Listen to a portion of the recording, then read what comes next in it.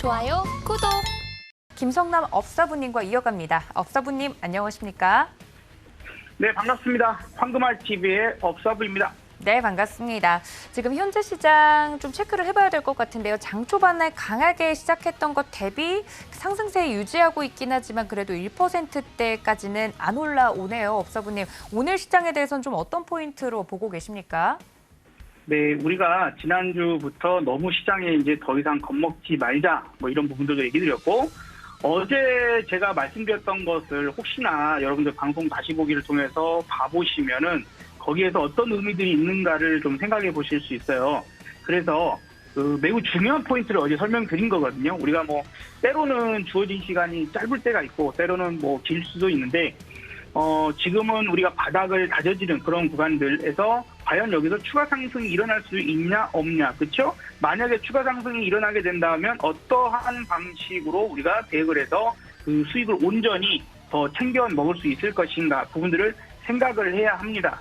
지난번 어제 말씀드렸던 포인트 중에 한 가지가 저점을 찍었으나 그래서 여기서 바로 올라간 게 1번이었고 다시 내려와서 저점을 깨버렸어요. 그 다음에 올라간 게 뭐 하이닉스, 삼성전자 이런 것들이었고, 세 번째로 올라간 게 LG 엔소를 비롯해서 뭐 이런 부분들, 그 다음에 8월달 되어서 올라간 종목. 그러면 이제 이번에는 그런 부분들과는 좀 이제 시간이 좀 더 긴 시간의 호흡. 그러니까 지난 7월과 8월의 상승은 매우 길었지 않습니까? 거의 뭐 바닥 대비해보면 한 달 반 동안 상승이 있었기 때문에 그런 호흡이, 흐름이 나타날 수도 있었다라고 볼 수 있을 것 같아요.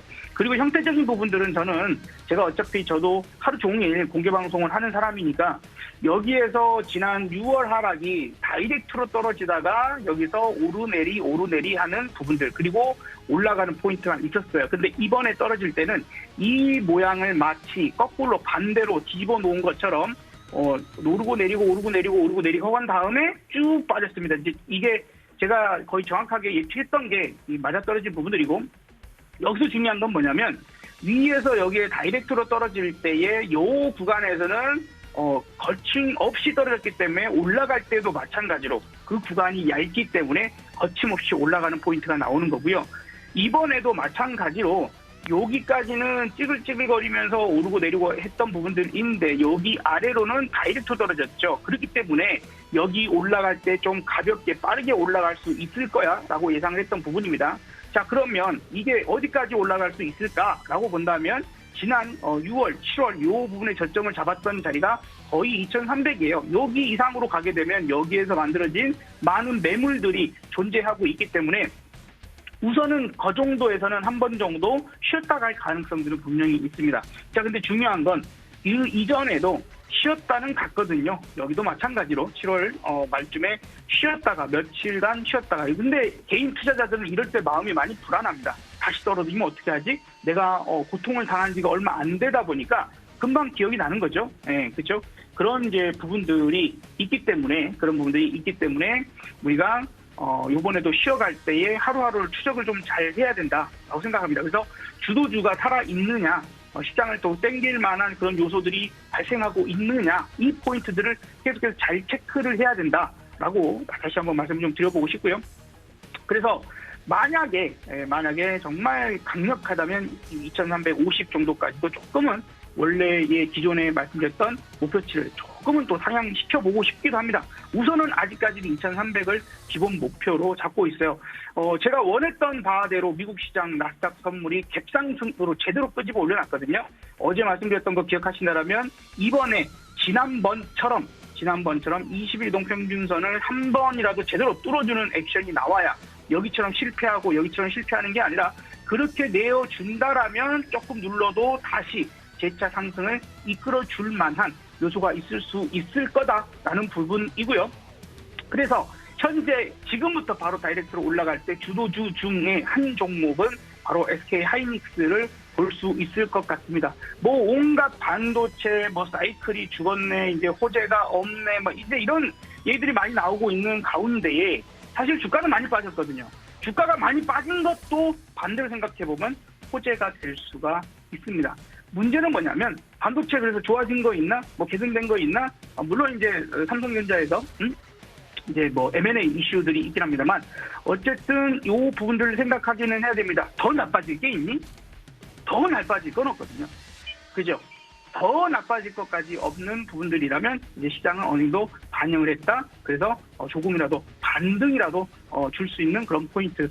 사실 삼성전자도 보시는 것처럼 지난 이제 상승에서 62동 평균선에서 계속 걸리적거렸습니다. 녹색선 얘기하는 겁니다. 여기서부터 아주 긴 시간 동안 걸렸죠. 그러니까 이번에 62동 평균선을 뚫어줄 수 있는 상황이 된다면 삼성전자의 새로운 길이 열리는 상황이 될 수 있을 것이고 그것은 삼성전자만의 문제가 아니라 하이닉스 역시 마찬가지가 될 것 같습니다. 어쨌든 이번에는 하이닉스가 금요일부터 시작을 해서 먼저 길을 나서기 시작한 그런 1번군에 있는 주도주 섹터에 들어간 것이 아닌가 생각이 들고 LG엔솔은 사실 어제 너무 세게 잘 올라와서 쟤는 제가 LG에너지솔루션은 2번군 종목으로 제가 어저께 얘기를 드렸잖아요. 일단 그 생각에 변화는 없습니다만 다시 이제 시장이 조금 눌러줄 때에는 금방 눌러줄 수 있어요. 본격적인 상승의 출발 부분들에서는 LG엔솔은 2번 순서가 될 수 있을 것 같다. 그리고 지금 네이버는 뭐 계속해서 좀 떨어집니다만 카카오 정도 부분에서는 3번 순서. 그래서 시간적인 부분 조금 텀을 두고 계획적으로 여러분들이 대응을 해 나가신다면 이번 흐름들 반등들 부분들에서 그렇게 나쁘진 않을 것 같아요. 자, 그러면 어제 미국 시장이 왜 유럽 시장이 왜 이렇게 올랐는가 두 가지 포인트를 보면 됩니다. 이제 인플레이션 잡을 수 있을까요? 이번 다음 주에 있는 목요일 날 있는 CPI 미국 CPI 발표 그렇게 큰 기대감 없습니다. 그 전만 하더라도 금리 인상했으니까 크게 꺾이겠지 했는데 예상치가 벌써 8% 이상이에요. 그러니까 이번 CPI 자체의 수치로 기대하는 바가 그렇게 크지 않은 겁니다. 그러면 뭐죠? 어제 채용 공고가 많이 줄었대요. 미국에서. 야, 사람을 뽑는 것 자체가 많이 줄었는데 고용이 흔들리지 않겠니? 소득 부분들이 흔들리게 되면은 아무래도 그런 포인트들이 인플레이션을 조금 잡는데 효과가 좀 있을까? 파월 연준 의장도 그런 걸 인지하고 인정했고 그런 발언을 좀 했죠. 그래서 우리가 봐야 할 것들은 지금부터 CPI 물가지표다 뭐다 연준의 스탠스 뭐 이런 부분들은 이미 시장에 어느 정도 반영이 됐다라고 생각한다면 오히려 고용지표 부분들을 우리가 신경을 써야 될 겁니다. 공교롭게도 이번 주 금요일에 고용보고서가 발표가 됩니다. 그렇죠? 요게 아마도 그래서 지금 오늘까지 강력한 상승 혹은 내일까지도 그렇게 시장이 아주 나쁠 것 같지 않다라고 생각되는 건 저 금요일에 발표되는 고용 발표 요 부분이 오히려 시장의 키포인트를 갖고 있는 상황이 될 것 같아요. 그리고 나서는 그 다음 주에 있는 CPI까지는 또 시간적인 텀이 있기 때문에 그때까지 보면 좋을 것 같고요. 그래서 지금 이제 그 포인트가 꺾이지 않는다면 그런 부분에서 괜찮을 겁니다. 그리고 이제 호주에서 0.5%씩 4번이나 금리 인상했는데 이번에 0.25로 줄었죠.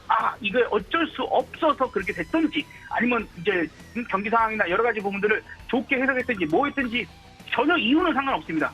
일단 그렇게 바뀌었다는 거죠. 그래서 피벗 포인트가 나온 거냐. 그런 부분들이 이제 호주도 저렇게 바뀌었다면 다른 나라도 바뀔 수 있다면 미국도 속도 조절 좀 해주지 않을까?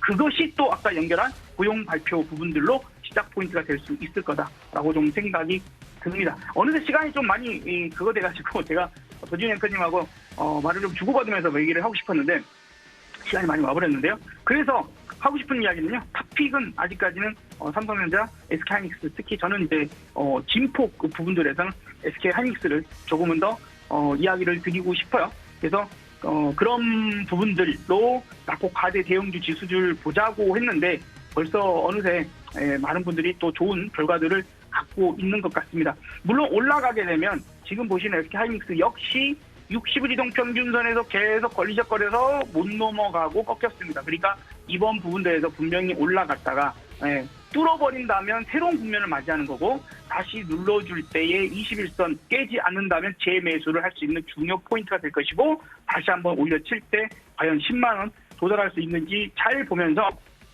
목표 부분들을 보면 좋겠고요.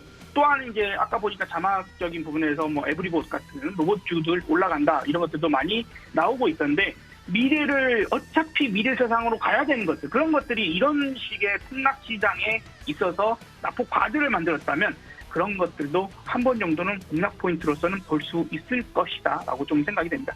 오늘 시장이 아침 상승과는 조금 다르게 분위기가 조금 나빠지고 있죠. 이럴 때 주도주냐 주도주가 아니냐가 구분이 되는 겁니다. 끝까지 플러스의 강세 부분들 또 조금만 툭툭 쳐도 올라올 수 있는 그런 종목분들이 주도주 섹터가 맞으니까 그놈들을 쥐고 있다면 끝까지 믿음을 가지고 조금은 더 강하게 윗상승을 좀 희망하시는 게 어떨까 생각을 해봅니다. 좋아요, 구독!